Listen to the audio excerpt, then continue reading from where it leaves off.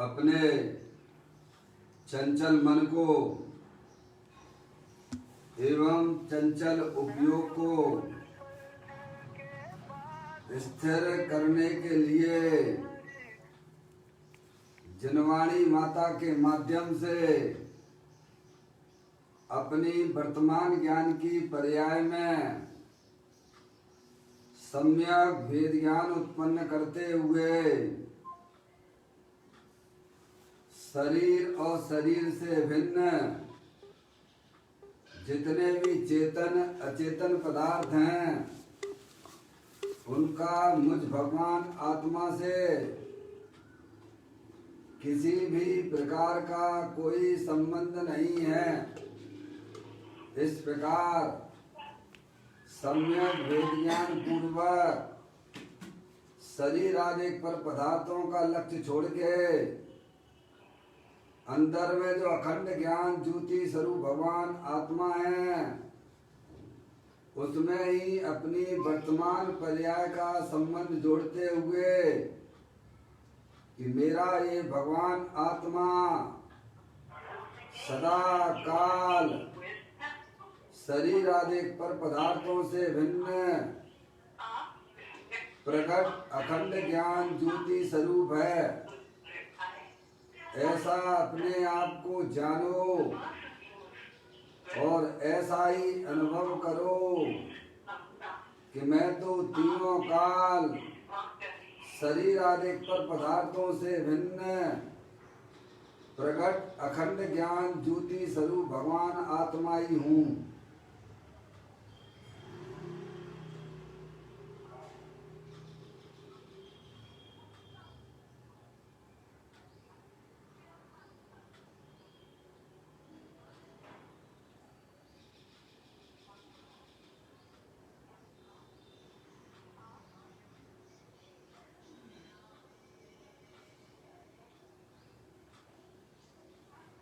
इसी प्रकार से संसार अवस्था में आत्मा की पर्याय में जो विविध प्रकार की पुण्य पाप के परिणाम होते हैं वे समस्त परिणाम पर के लक्ष्य से होने वाले भाव हैं।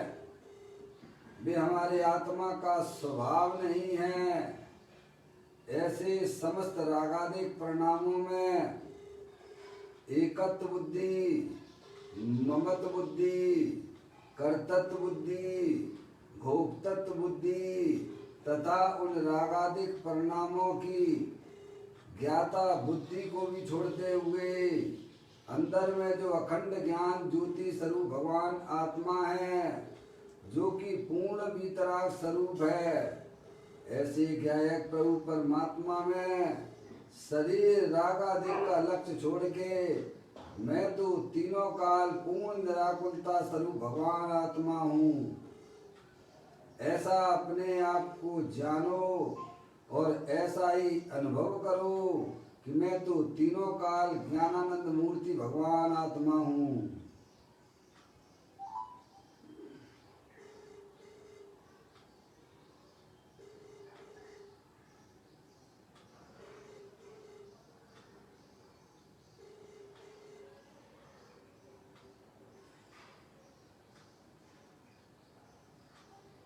इसी प्रकार से संसार अवस्था में आत्मा की पर्याय में जो पर के लक्ष्य से होने वाला ज्ञान है वह परलक्षी ज्ञान भी हमारे आत्मा का स्वभाव नहीं है।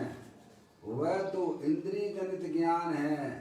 इस प्रकार शरीर रागादिक परिणतियां और खंड खंड ज्ञान की पर्याय से भी भिन्न मैं तो तीनों काल एकमात्र अखंड ज्ञान ज्योति स्वरूप भगवान आत्मा हूँ। ऐसा अपने आप को जानो और ऐसा ही अनुभव करो कि मैं वर्तमान में ही शरीर रागादिक और परलक्षी ज्ञान की पर्याय से भी भिन्न एकमात्र अखंड ज्ञान ज्योति स्वरूप ही हूँ।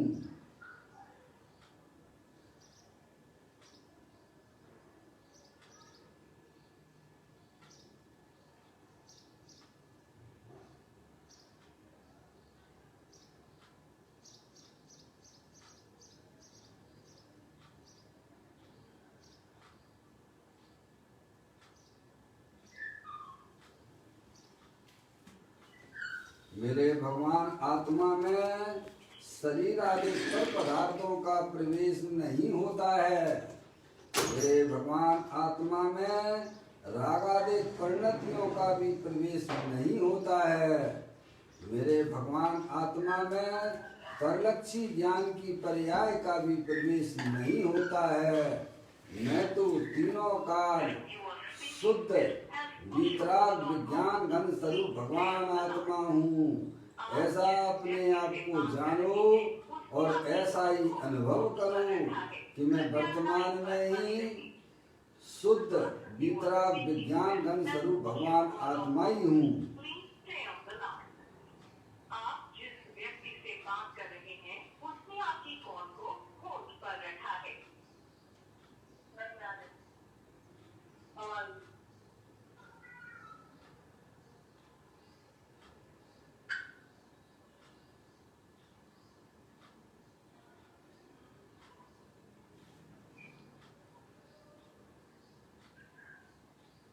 द्रव्य कर्म भाव कर्म नो कर्म रहित शुद्धात्म स्वरूपो हम। मेरा ये भगवान आत्मा तीनों काल ज्ञानावरणादि 8 कर्मों से रहित है। मेरा ये भगवान आत्मा शरीर आदि 9 कर्मों से भी भिन्न है। मेरा ये भगवान आत्मा सदा काल मोह राग देश के परिणाम भाव कर्मों से भी रहित है। इस प्रकार द्रव्य कर्म भाव कर्म 9 कर्म से रहित मैं तो एकमात्र परम पवित्र शुद्धात्मा हूँ। ऐसा अपने आप को जानो और ऐसा ही अनुभव करो कि मैं इस विश्व में एकमात्र परम पवित्र शुद्धात्मा ही हूँ।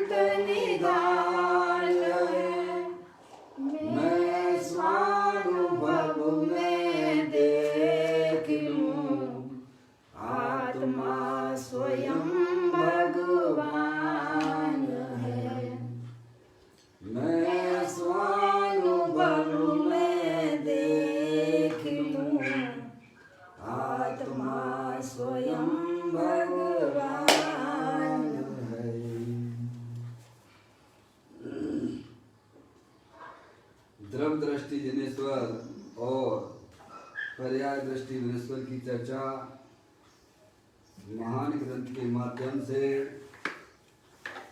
हम और आप यहाँ इसका स्वाध्याय कर रहे हैं। पुस्तक को आप लोग भी निकाल लीजिएगा। आज का बोध है 904वें नंबर का बोध है, पेज नंबर 207 पर यह चर्चा आई हुई है। उसको अपन स्वाध्याय हेतु पढ़ते हैं।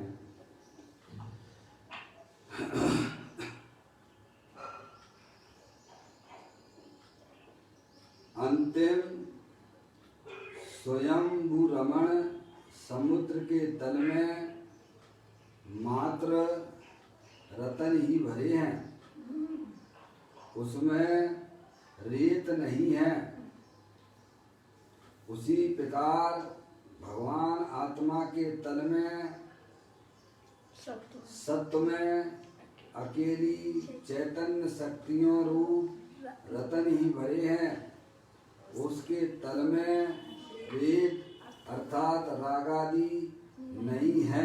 बड़ी सुंदर चर्चा है। यहाँ पर स्वयंभू रमण समुद्र की बात करते हुए प्रकृति में भी ऐसी व्यवस्थाएं हैं जो हमें देखने को मिलती हैं। कहते हैं कि अंतिम जो है समुद्र है स्वयंभू रमण समुद्र, उसका नाम है। तो आपको जो है योग की रचना जब आप पढ़ेंगे उसमें तब आपको ये बात समझ में आएगी। तो कहते हैं अंतिम स्वयंभू रमण समुद्र के तल में मात्र रतन ही भरे हुए हैं। समझा? उसमें रेत नहीं है। ऐसा समुद्र है रत्नों का, समझ गए आप? उसमें रतन ही रतन भरे हुए हैं। समझ गए ना? उसमें रेत का कोई काम नहीं है। ऐसा रत्नों का समुद्र, उसे कहते स्वयंभू रमण समुद्र। समझ गए आप? उसमें रेत का अंश मात्र भी उसमें नहीं है। क्या?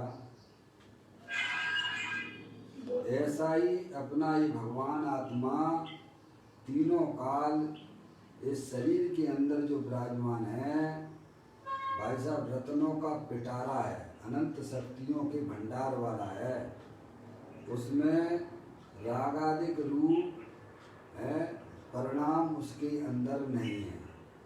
राग का परिणाम उसके अंदर नहीं है। ये बता रहे क्या? जिस प्रकार से स्वयंभू रमण समुद्र में रत्नों के रत्नों हैं, समझ गया? रतन पड़े हुए, मात्र रतन लिखा है, मात्र रतन ही भरे हैं, उसमें रेत नहीं है।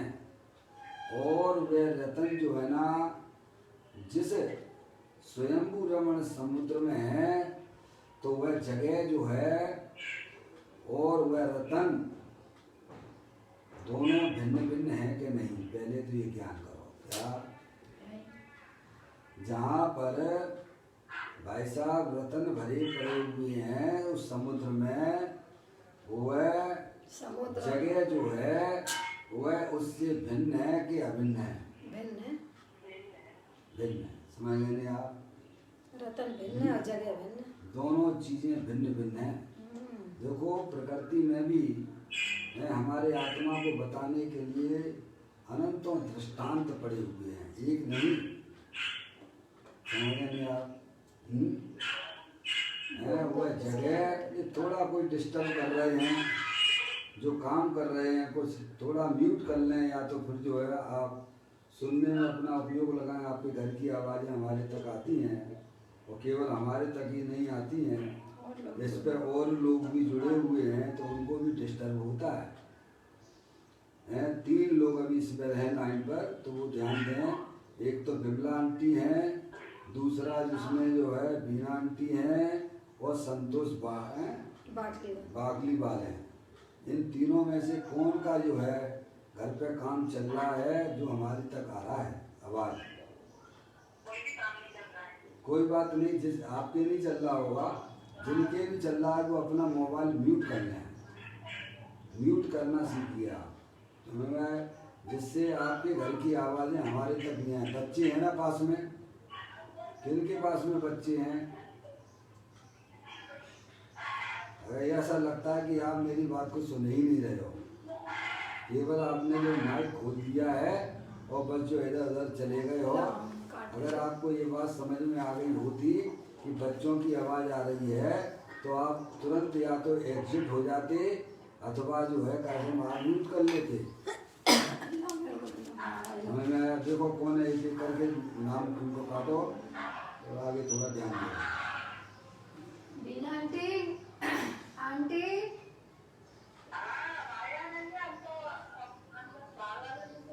अच्छा, संतोष आंटी नहीं, आपने नहीं, हमने नहीं। केवल 3 नाम लोग लिए उनके मोबाइल में से मोबाइल में से आ रहा है, ये 3 लोग हैं विमला चलिए एक एक करके काटिए तो समझ में आएगा। हाँ, संतोष आंटी और बीना आंटी उपयोग भी हमारा जो है कैसे में जिसके यहाँ भी दूसरी मैंने तरफ म्यूट चला कर लो जाता है। तो आवाज बाहर आ रही जो है। बात मैं आपको समझाना चाहता हूँ, हाँ तो ये संतोष आंटी अभी भी आ रही है आवाज। 1 मिनट के लिए संतोष आंटी का काट दीजिए आप। खटपट की आवाज आ रही है आंटी अभी तो। हाँ तो आप सोचिए तो थोड़ा। म्यूट कर लो आप, है ना, ठीक है। आप बहुत रुचि पूर्वक सुनते हो, मुझे मालूम है। आपका उपयोग इतना लग गया है कि बाजू में क्या हो रहा है ये इस बात का भी सूचक है। समझ में आया? छत पे हाँ, सुन क्या रही है। काम चल रहा है, बहुत सुंदर बात है, बढ़िया बात है। आपको नहीं मालूम पड़ता, हम लोगों को मालूम पड़ जाता है ना। संतोष आंटी आपको नहीं मालूम क्योंकि आप रुचि पूर्वक सुन रहे हो ना। अब आप बिल्कुल सही है। अब जो है आवाज नहीं आ रही। अब नहीं आ रही है। केवल मेरे को ही नहीं, साथ में कोई बात नहीं, मेरे को ही नहीं, साथ में और भी लोग रहती है ना, उनको दिक्कत आती है और कोई बात नहीं है, आप बुरा मत मानना, है नहीं। देखिएगा बड़ी सुंदर बात यहाँ पर पूज्य गुरुदेव श्री हमें समझाना चाहते हैं। जिस प्रकार से स्वयंभू रमण समुद्र के तल में या मात्र जो है रतन ही भरे हुए हैं, वहाँ रेत का कोई काम नहीं है। ऐसे ही अपना चैतन्य स्वरूपी भगवान आत्मा शरीर के अंदर अनंत शक्तियों के भंडार वाला है। समझ लेंगे आप, अनंत शक्तियाँ उसमें भरी हुई हैं, अमूर्तिक है। चैतन्य वस्तु है वह अमूर्तिक है। जिस प्रकार से रत्न जो है ना, वे जिस जगह पर हैं उस जगह से भिन्न है, पहली बात। ऐसे ही अपना भगवान आत्मा अमूर्तिक है, शरीर के अंदर है, क्या है सब, लेकिन शरीर से भिन्न है। दोनों की जातियां अलग अलग हैं। शरीर जड़ है और तुम चेतनेश्वर भगवान आत्मा अमूर्तिक हो और अनंत शक्तियों के भंडार वाले हो। क्या ये प्रकृति में भी कैसे में अपनी आत्मा को बताने के लिए इतने अनंतों दृष्टांत पड़े हुए हैं। हम थोड़ा पहचानने की कोशिश करें। मेरा ये भगवान आत्मा शरीर संयोग में दिखने पर भी वह शरीर से अत्यंत भिन्न है। इसकी चर्चा पदम प्रबंधाई देव महाराज ने आज अपन को बहुत ही अच्छी तरह से समझाया था 166वें नंबर के कलश में। ये शरीर जड़ है, अनंत पुद्गल परमाणुओं का पिंड है, समझ आप क्या कहा भैया। और इसके अंदर जो चैतन्य वस्तु है वह अमृत का कुंड है, चेतनेश्वर है, अनंत शक्तियों के भंडार वाला है। समझा। शरीर रोगों से रोगों है तो रोगों का घर है, व्याधियों का मंदिर है। एक आध उसमें 2 4 5 रोग फूट जाए तो आश्चर्य मत करना, क्योंकि वह स्वभाव से ही रोगों का घर है। समझ में आया। देह व्याधि मंदिरम आनंद मंदिर आत्मा। ये अनादिकाल से इस प्रकार की व्यवस्था देखी जा रही है। शरीर तो रोगों का घर है और अपनी चैतन्य वस्तु आनंद का पिंड है, ज्ञान का सागर है। लेकिन कभी हमने जैन देव परमात्मा की बातें आत्मा की रुचि पूर्वक कभी सुनी नहीं है, इसीलिए ये सब हमको समझ में आता नहीं है। समझ में आया भैया। आज भी हमें यही समझा रहे हैं कि वो जो समुद्र है वो स्वयंभू रमण समुद्र है, उसके तल में रत्नों के भंडार पड़े हुए हैं। उसमें जो है रेत नाम की चीज नहीं है।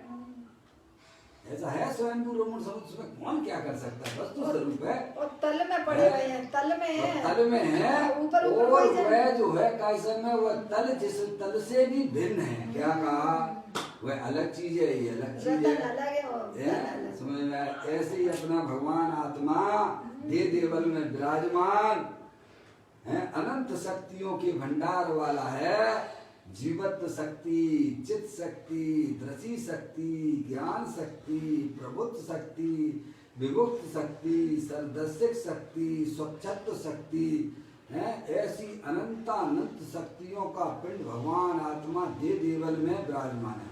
सभी संसारी जीवों के पास में है। चेतन वस्तु अलग है और शरीर जो है वो अलग है। समझ में आया भाई साहब?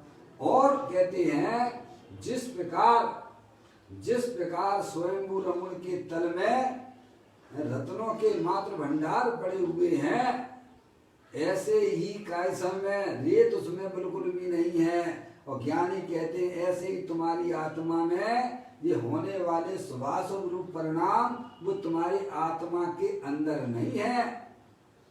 तुम शरीर को ना देखो, तुम रागादिक परिणतियां जो संसार अवस्था में होती हैं उनको ना देखो। शरीर रागादिक के पीछे देखो, अपना भगवान आत्मा अनंत शक्तियों के भंडार वाला है। समझ गए ना आप? ये बात हमें यहाँ समझाई जा रही है। क्या देखो प्रकृति में अब मैं कह रहा हूँ, कोई भी उदाहरण ले लीजिए, कोई भी दृष्टांत ले लीजिए आप। मैं आपसे पूछता हूँ, गन्ने में सारभूत चीज क्या है? गन्ने में सारभूत चीज क्या है? बोलो, पूछ रहा हूं मैं आपसे, आपको जवाब देना होगा। गन्ने में सारभूत चीज क्या है? शक्कर। अरे इतना भी नहीं जानते आप लोग क्या?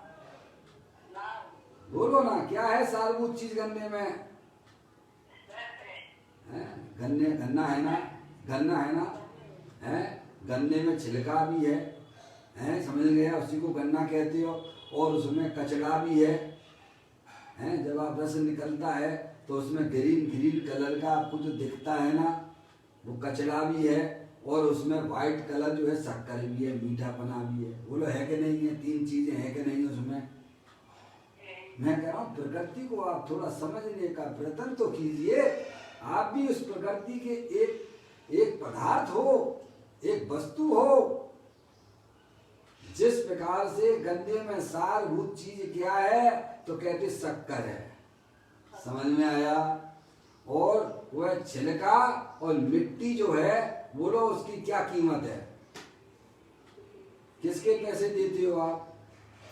शक्कर के देते हैं। आप पैसे किसके देते हो? सारभूत चीज के। अगर उसमें मिठास ना हो, शक्कर ना हो तो बोलो गन्ना कोई खरीदेगा क्या? है? समझ में आया? ऐसे ही दे देवल में भगवान आत्मा शुद्धात्मा वह सारभूत है। ये शरीर रागादिक तो छिलके हैं ये। क्या भाई साहब? जामे से आत्मा निकल जाने के बाद कौन इसको पूछता है? बोलो, सोचिए कीमत किसकी है? चैतन्य की है। शरीर में से आत्मा निकल जाए तो भाई साहब कौन उसे पूछता है? ले चलो भाई साहब जल्दी से ले चलो और शमशान घाट पे इसको जो है जला के राख कर दो। फटाफट रखते नहीं है। आजकल तो ऐसा चलने लग गया है कि भाई साहब इधर मरे और जो है तीसरे दिन सब शुद्धि बुद्धि 13 बेली सब तीसरे दिन कर लेते हैं। 13 दिन भी इंतजार नहीं करते हैं। समझ में आता है? अरे भाई साहब जब तक इसमें चैतन्य वस्तु विद्यमान है तब तक ही उस शरीर की कीमत मानते हैं। कौन पूछे उसे? हैं? समझ में आया? आप अपने आप को पहचानिए। आप चैतन्य वस्तु हो, सारभूत चीज शुद्धात्मा है जो अनंत शक्तियों के भंडार वाली है। समझ गया? जिसने आज तक राख को और शरीर को जिसने कभी छुआ नहीं है, ऐसी अनंत शक्तियां दे देवल में विराजमान अमूर्त भगवान आत्मा विराजमान है। ऐसा हमारा स्वरूप है। समझ गए ना आप? हम अपने आप को कैसा देख रहे हैं भाई साहब? कहाँ से देखते हो आप अपने आप को? शरीर से देखते हो। मैं स्त्री हूँ, मैं पुरुष हूँ, मैं लड़का हूँ, मैं लड़की हूँ। समझ में आया? और ज्यादा थोड़ा देखा तो भाई साहब मेरे जैसा दुखी प्राणी जगत में नहीं है। कहाँ से देख रहे हो? अरे तेरे जैसा सुख स्वरूपी भगवान आत्मा दुनिया में नहीं है। अपनी तू दृष्टि बदल, वस्तु स्वरूप का सच्चा ज्ञान कर। भगवान कहते हैं, अरे परमात्मा कहते हैं कि देह देवल के अंदर जो विराजमान चैतन्य वस्तु है वह अपनी अनंत शक्तियों सहित तीनों काल विद्यमान वस्तु है। तू उसको पहचानने की कोशिश कर। और ये शुभाशुभ रूप परिणाम जो होते हैं भगवान की पूजा के, भक्ति के, दया के, दान के, अनुव्रत के, महाव्रत के, जो हमारी आत्मा में परिणाम होते हैं वे शुभ भाव हैं, पर वे हमारी आत्मा से अत्यंत भिन्न हैं।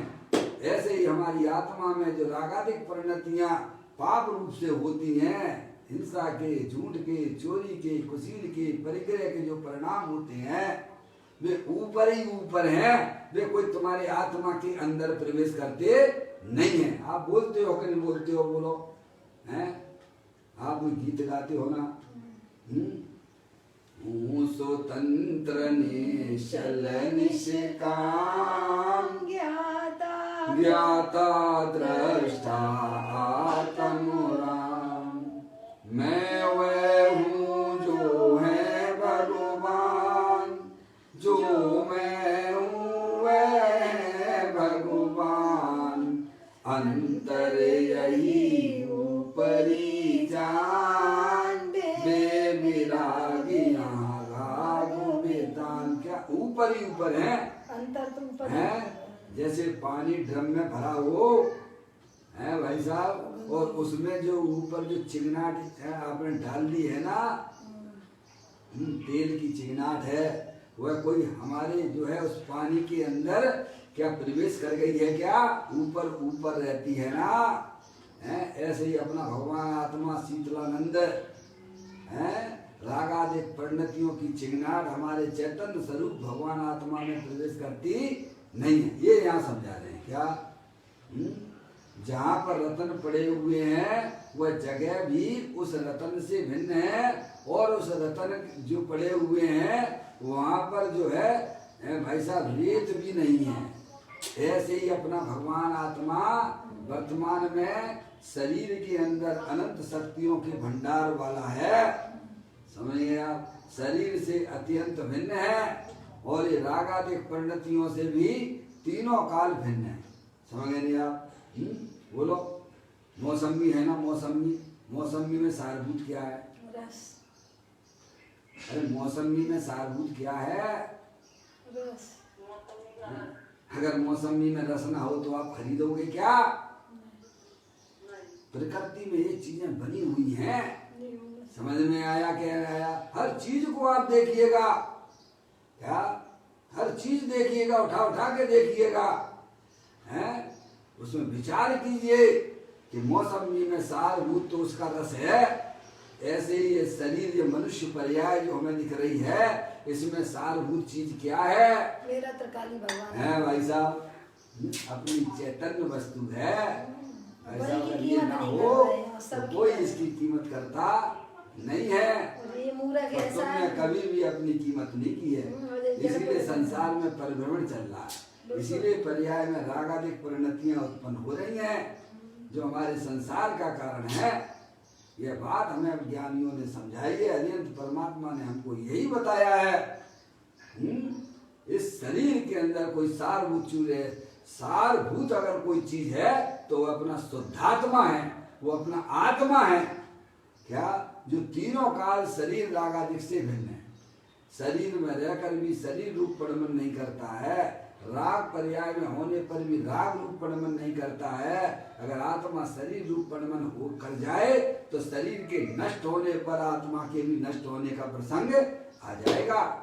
अगर आत्मा रागादिक रूप परिणमन भी कर जाए तो रागादिक तो भाई साहब उत्पन्न विध्वंसी तत्व हैं, उनके नाश होने पर तुम्हारे आत्मा का भी नाश मानना पड़ेगा। समझ गए? ये बात हमें यहाँ समझाते हैं कि उसी प्रकार भगवान आत्मा के तल में, कहाँ पर?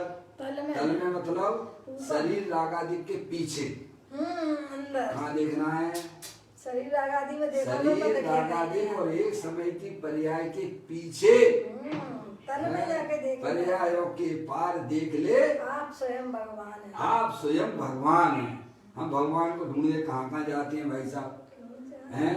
कहाँ कहाँ चले जाते हो आप? भगवान के दर्शन मिले आज तक तुम्हें? होंगे भी नहीं, क्योंकि जहाँ भगवान है वहाँ तुम जाते ही नहीं हो। क्या भाई साहब, जहाँ भगवान है वहाँ तुम जाते ही नहीं हो। आपकी चीज कहीं खो गई है और आप इधर उधर ढूंढ रहे हो, तो मिल जाएगी क्या? मम्मी, मम्मी है लाइन पर? म्यूट कर लो। म्यूट कर लिया, कोई बात नहीं। क्या क्या खाने पीने की व्यवस्थाएं भी चलती रहती हैं। अपन लोग तो ऐसे ही हैं भाई, साथ में जो है ना, क्या कहा, ये तो जंगल का मार्ग है, बिल्कुल एकांत होकर उपयोग को सब तरफ से समेटकर अपने ध्याय प्रभु परमात्मा की बातें सुनना है भैया। तो कहते हैं कि जहाँ पर वस्तु खो गई है वहाँ पर अगर आप देखने का प्रयत्न करोगे तो आपको उसकी प्राप्ति हो जाती है। इसीलिए हरिहंस परमात्मा कहते हैं कि प्रत्येक आत्मा स्वभाव से ही भगवान है। और हम भगवान को ढूंढने के लिए कहाँ कहाँ जाते हैं भाई साहब, किधर चले जाते हैं? सर्वेश्वर जी की यात्रा करी आपने, पार्श्वनाथ टोंक पर, काय के लिए? पार्श्वनाथ टोंक पर जाने के लिए, भगवान के दर्शन करने के लिए जाते हो। अच्छा ये बताओ वहाँ कितनी देर बैठते हो भगवान पार्श्वनाथ की टोंक पे? 9 किलोमीटर की है, इतनी लंबी चढ़ाई चढ़ते हो, 9 किलोमीटर की उसकी वंदना करते हो पूरी, समझ में आए तब वहाँ टॉप पे है। और 9 किलोमीटर उतरने में हो गए 27 किलोमीटर। अब ये बताओ, पार्श्वनाथ भगवान के दर्शन करने के लिए आप वहाँ गए तो कितनी देर बैठे वहाँ पर?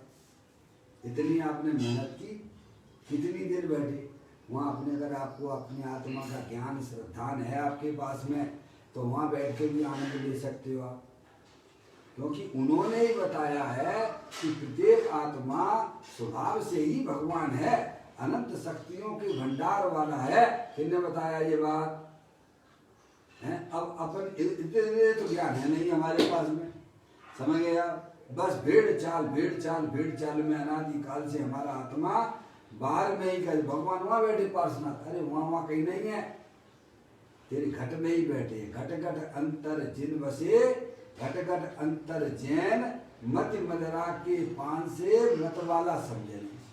अब इसमें अपना उपयोग लगाएं, आप अपने ज्ञान को इधर समझने में लगाइए आप।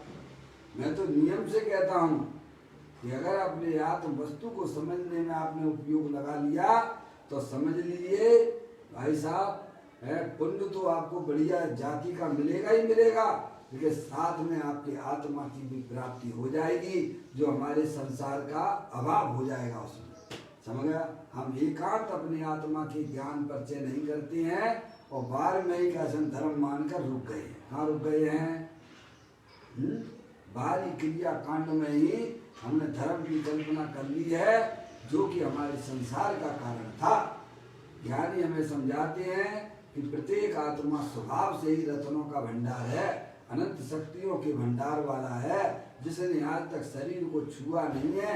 ये रागादिक परिणतियां तो संसार अवस्था में होती अवश्य है, लेकिन वे अपने आत्मा के अंदर प्रवेश करती नहीं है। तो कहती है उसी प्रकार भगवान आत्मा, उसी प्रकार यानी जिस प्रकार से स्वयंभू रमण में समुद्र के तल पर, स्वयंभू रमण में समुद्र के तल में रत्नों के भंडार भरे हुए हैं, वहाँ रेत नाम की चीज नहीं है। उसी प्रकार भगवान आत्मा के, अपने आत्मा की बात है, या सिद्ध परमात्मा की बात नहीं है, या अरिहंत परमात्मा की बात नहीं है, ये अपने भगवान आत्मा की बात है। क्या? कि उसी प्रकार भगवान आत्मा के तल में का मतलब क्या है? क्या भाई साहब, तल में का मतलब क्या है? कि अपना जो भगवान आत्मा है वह शरीर से भिन्न है। अपना जो भगवान आत्मा है वह रागादिक परिणतियों से भी भिन्न है। अपना जो भगवान आत्मा है वह पर्याय से भी भिन्न है। अपना जो भगवान आत्मा है वो गुण भेदों से भी भिन्न है। उसका मतलब तल में। क्या समझ आप? भगवान आत्मा के दर्शन करना है तो अंदर में देखिए, शरीर रागादिक पर्याय और गुण भेदों से भी पार अखंड ज्ञान ज्योति स्वरूप भगवान आत्मा तल में विराजमान। वहाँ आपको अपने ज्ञान का परिवर्तन कराने के लिए कह रहे हैं।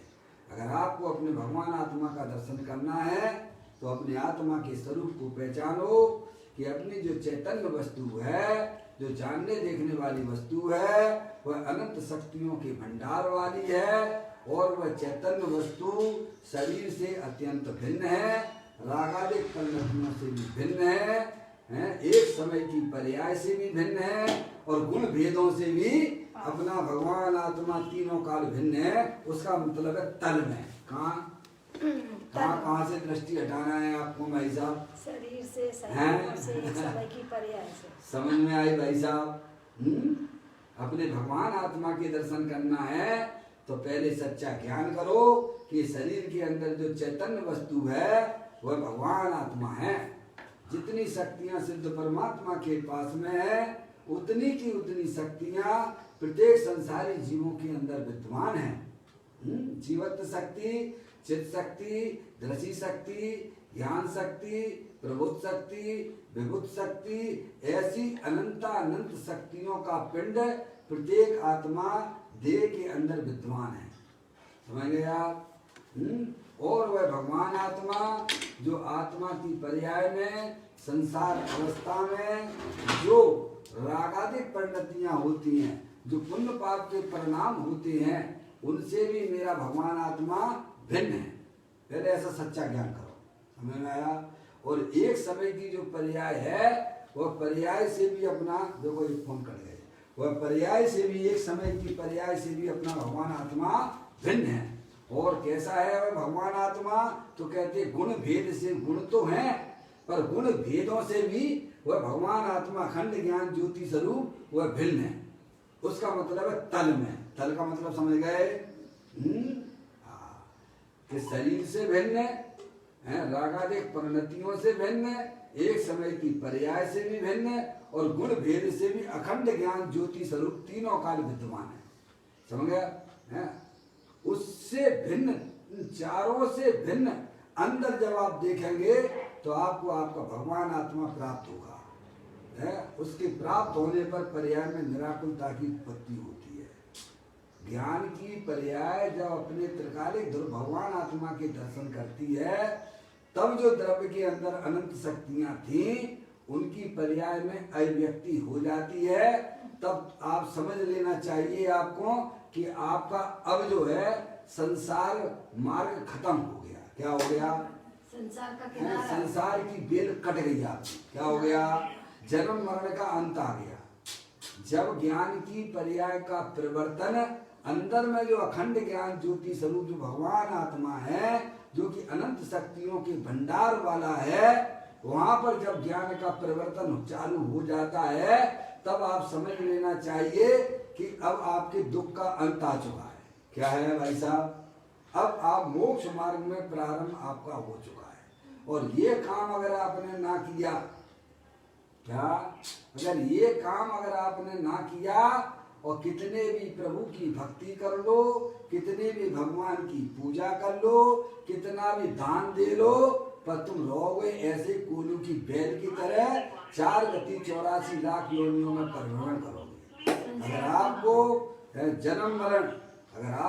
जन्म मरण का अंत लाना हो, वर्तमान पर्याय में सुख रूप परिणमन करना हो, तो ज्ञानी हमें यही समझाने का प्रयत्न कर रहे हैं कि आपकी जो चैतन्य वस्तु है, जो भगवान रूप स्वरूप है, जो अनंत शक्तियों के भंडार वाली है, वह तल में विराजमान है।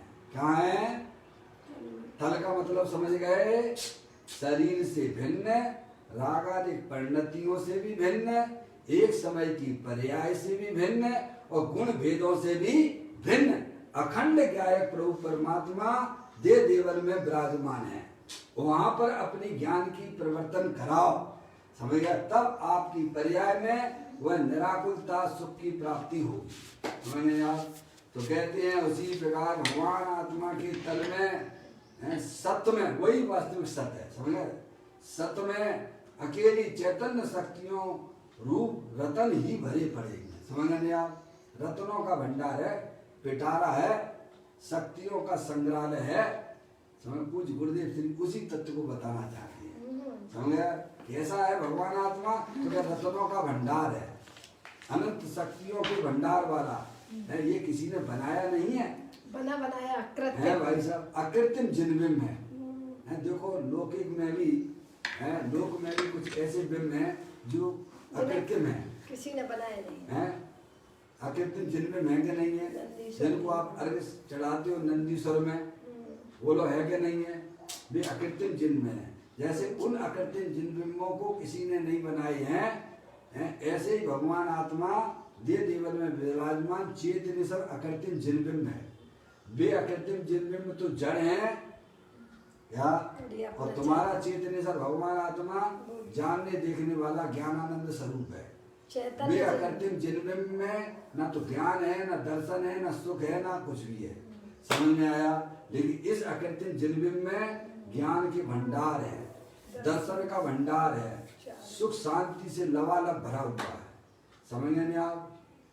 ऐसी सुंदर वस्तु प्रभु ने बताई है, अरिहंत परमात्मा ने बताई है कि तेरी चैतन्य जो वस्तु है, शरीर रागादेश एक समय की पर्याय से विभिन्न गुण भेदों से विभिन्न अखंड ज्ञान ज्योति स्वरूप है, अनंत शक्तियों के भंडार वाली है। जब तक आपको अपने आत्मा का दर्शन नहीं होगा, अपने आत्मा का भाई सब ज्ञान नहीं होगा, तब तक आपके जन्म मरण की दुख की बेल कटने वाली नहीं है। समझ में आप इसको धर्म क्यों नहीं समझते हो? बाहर में भगवान की पूजा भक्ति कोई धर्म क्यों समझते हो? भगवान ने क्या चीज बताई है उसका भी तो ध्यान करो ना भाई। मूल चीज को भूल के कैसा धर्म करना चाहते हो? अरे वह तो संभव नहीं है। धर्मी के बिना धर्म की उत्पत्ति होती नहीं है, और वह धर्म धर्मी के आश्रय से ही होता है। इसीलिए यह कहते हैं भगवान आत्मा के तल में सत्य में अकेली चैतन्य शक्तियां, अकेली चैतन्य शक्तियों का रतन ही भरे हैं। चैतन्य शक्तियां रूप रत्न ही भरे हैं, अंदर कुछ है ही नहीं है, मिलावट कुछ चैतन्य शक्तियां रूप रतन ही भरे हैं। उसके तल में रेत या रागादिक नहीं है। क्या रेत अर्थात रागादिक समझेगा? रेत यानी रागादिक परिणति। रेत का मतलब जो हमारी आत्मा की पर्याय में जो दुख रूप पर्याय उत्पन्न हो रही है, जो पराश्रित रूप पर्याय उत्पन्न हो रही है, वह वास्तव में राग है, और वह राग हमारे संसार का कारण है। क्या है भाई साहब? मोराग देश के परिणाम। हाँ, मोराग देश के परिणाम जो दुख स्वरूप है, जो पर को अपना जानने से, पर को अपना मानने से, पर का लक्ष्य करने से निरंतर हमारी आत्मा की पर्याय में जो उत्पन्न हो रही हैं, तो कहते वे रागादिक परिणतियां हमारे आत्मा से भी अत्यंत भिन्न है। वे हमारे आत्मा के अंदर प्रवेश करती नहीं है। ऐसे अपने आत्म स्वरूप को जानो। वह लौकिक में कितने दृष्टांत पड़े हुए हैं, देखो ना आप। मैंने बोले अरे मौसमी है, उसमें सारूत उसका रस है, बाकी छिलके और बीजे भला उनकी क्या कीमत है? कोई कीमत है? दूध में भी सारभूत चीज क्या बोलिए? दूध में भी सारभूत चीज क्या है? घी है। घी निकल जाने के बाद उसकी क्या है? तो बेकार है। समझ नहीं? ऐसे ही अपना चेतनेश्वर भगवान आत्मा इस मनुष्य पर्याय में कोई सारभूत चीज क्या है? मेरा भगवान है। ये तो शरीर रागादि की छिलका है। अंदर जो जानने देखने वाली चैतन्य वस्तु है, जो कि अनंत शक्तियों के भंडार वाली है, वह है। जैसे मौसमी में रस सारभूत है, वह सेवन करने से शरीर पुष्ट होता है। ऐसे ही अपने भगवान आत्मा जो शरीर के अंदर रागादि के पीछे सारभूत है, उसका सेवन करने से क्या भाई साहब पर्याय में आनंद की प्राप्ति होती है, पुष्टि होती है, आत्मा पुष्ट होता है। अपने आत्मा का सेवन करने से पुष्टि होती है। समझ में आया? अरिहंत परमात्मा की कई हुई बातें हैं, ये किसी गहरे गहरे नत्थु गहरे की नहीं है। प्रकृति में ये व्यवस्था बिल्कुल बनी हुई है। अगर आप जो है प्राकृतिक आनंद चाहिए आपको, तो अपने भगवान आत्मा का ज्ञान कीजिए। क्या कहा भाई साहब? मुझे तो सब बनावटी वो तो आप आनंद है। रहना पड़ेगा, इसी प्रकृति के साथ में रहना पड़ेगा। क्या ऐसा नहीं है कि भाई साहब है ये शरीर खत्म हो गया तो तुम्हारा अस्तित्व भी खत्म हो गया? तुम अनादि अनंत रहने वाले चेतनेश्वर भगवान आत्मा हो। मैं तो बारंबार कहता हूँ, तुम्हें रहना तो पड़ेगा इस लोक में ही। क्या लोक का पदार्थ लोक में ही रहता है।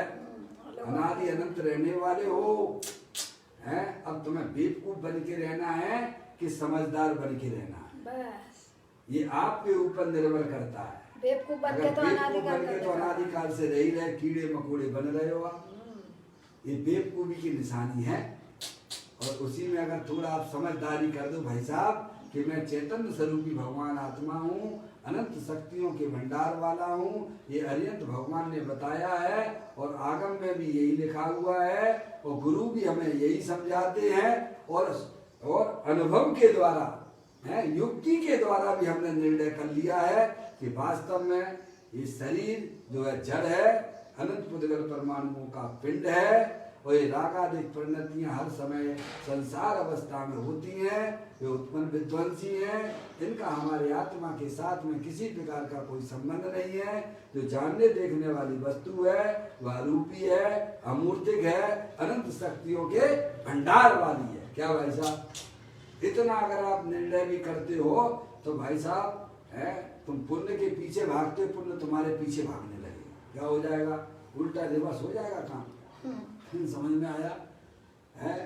क्यों जाता गिरनार, क्यों जाता काशी, घटी में है तेरे घट घट का बासी, अंतर का कोना टटोल के तेरा प्रभु तुझी में डोले, भगवान बनने की ताकत है तुझ में, और तू मानो बैठा पुजारी हूँ बस में। क्या मान बैठा है?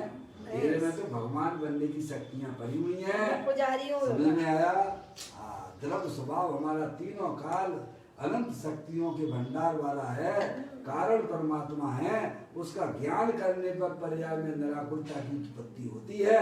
इसको भगवान ने धर्म कहा है। क्या कहा? इसीलिए कहते हैं उसी प्रकार भगवान आत्मा के तल में सत में अकेली चैतन्य शक्तियों रूप रतन ही भरे हुए हैं। कौन कौन से रतन है बताओ भाई साहब?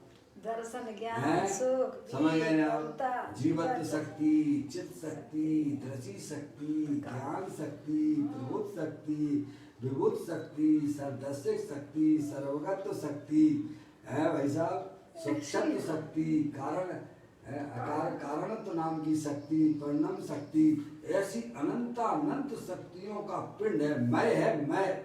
जैसे मिठास अपने मिठासमय होती है ना, शक्कर मिठासमय होती है, उसमें से मिश्री में से क्या मीठा पना अलग किया जा सकता है क्या? नहीं। ऐसे ही अपना भगवान आत्मा उसमय है, ज्ञानमय है, आनंदमय है, समझ में नहीं आया? शांतिमय है, प्रभुमय है, वीरतामय है, वीर का भंडार है। ऐसा भगवान आत्मा दे देवल में विराजमान है, अनंत शक्तियों मय है। उनमें से कोई शक्ति बाहर नहीं निकाली जा सकती। प्रभु कहते हैं, अरिहंत परमात्मा ने बताया कि भाई साहब आत्मा में कितनी शक्तियां हैं, तो वे कहते हैं कि लोक में जीव कितने हैं? अनंत। लोक में जीव कितने हैं? तो कहते हैं अनंत जीव है। अच्छा, और उससे अनंत गुने पुद्गल द्रव्य है, और उससे भी अनंत गुने दीर्घकाल के समय हैं, और उससे भी अनंत गुने आकाश के प्रदेश है, और उस आकाश के प्रदेश से भी अनंत गुने एक जीव द्रव्य में इतनी शक्तियां विराजमान है। तो तुम्हें कितनी शक्तियों का ज्ञान है बताओ? अपने को दीनहीन है भाई साहब, कैसे दीनहीन रूप से अनुभव करते हो भाई साहब? वो तो अनंत शक्तियों के स्वामी और अपने आप को है भाई साहब दीनहीन जैसे अनुभव करते हो। अरे भाई वह तो संसार मार्ग है, वह कोई मुक्ति का मार्ग नहीं है। तुम प्रभु हो, प्रभु रूप से अपने आप को स्वीकार करना। तुम अनंत शक्तियों के भंडार वाले हो, तुम अपने आप को शरीर से ना देखो, तुम अपने आप को रागादिक परिणतियों से भी ना देखो, तुम तो अनंत शक्तियों के भंडार वाले हो। ऐसा अपने आप को स्वीकार करने का नाम ही वास्तव में सम्यक दर्शन, सम्यक ज्ञान है। फिर वह आत्मा निरंतर अपने ज्ञाय प्रभु परमात्मा की साधना आराधना करता हुआ, अपनी पर्याय में भीतराग आनंद की बढ़ोतरी करता हुआ केवल ज्ञान और मोक्ष की पर्याय को प्राप्त कर लेता है।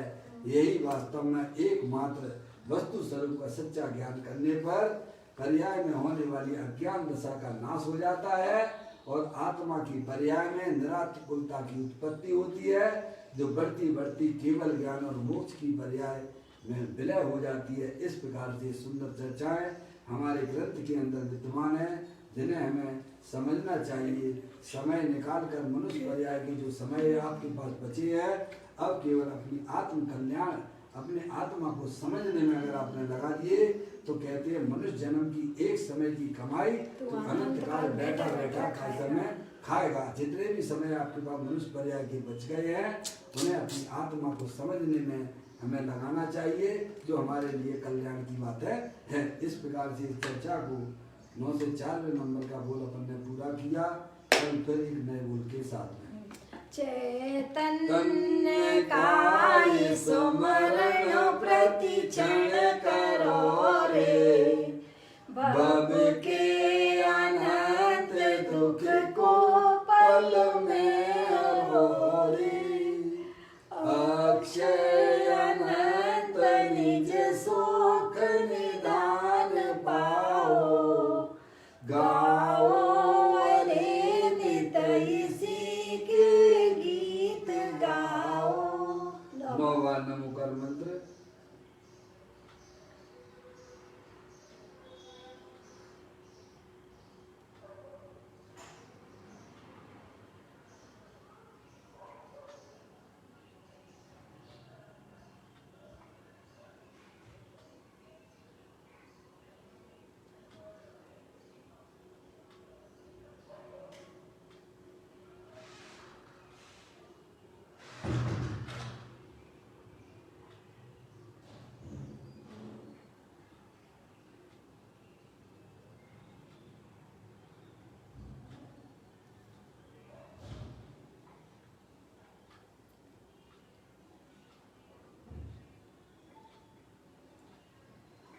बोलो द्वादशांग दिनवाणी माता की जय। महान जैन धर्म की